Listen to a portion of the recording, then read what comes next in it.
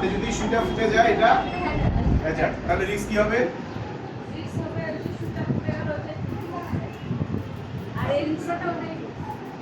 ঠিক বলছে আপু, যদি সুইটা হাতে ফুটে যায় সেটা হ্যাজার্ড। ঠিক বলছে? বলেন কে বললে, কে রাজি আছেন ওনার সাথে একমত?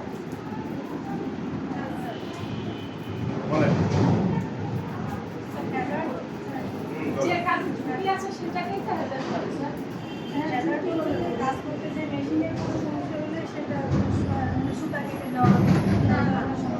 আচ্ছা আমি আমি আমি একটু বলি। হ্যাঁ হ্যাঁ বলেন, আপনি বলেন। পরবর্তীতে কাজ করার সময় আমরা বিভিন্ন সমস্যার সম্মুখীন হতে পারি, সেটাকে হ্যাজার্ড বলে। যেমন হাতে সুই ফুটলে সেটা ফিজিক্যাল হ্যাজার্ড। আচ্ছা বা অনেক সময় বসে কাজ করলে আচ্ছা, সেটা হাতে physical সুই hazard। ফুটলে এটা হ্যাজার্ড বলতেছে, তাই তো? ওটা হ্যাজার্ড, তাহলে রিস্ক কি? এখানে রিস্ক কি?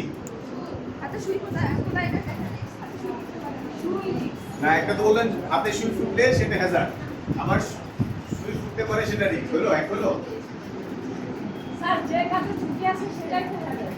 এক উদাহরণ দেন না আমাকে। ধরেন আপনি বাসায় বটিতে কিছু কাটতেছেন, ঠিক আছে? আপনি বটিতে কিছু কাটতেছেন, তরকারি কাটতেছেন, আপনার আম্মা এসে বললো যে সাবধানে কাটিস, এখানে রিস্ক আছে। রিস্ক আছে, তার মানে এখানে হ্যাজার্ড কোনটা, রিস্ক কোনটা?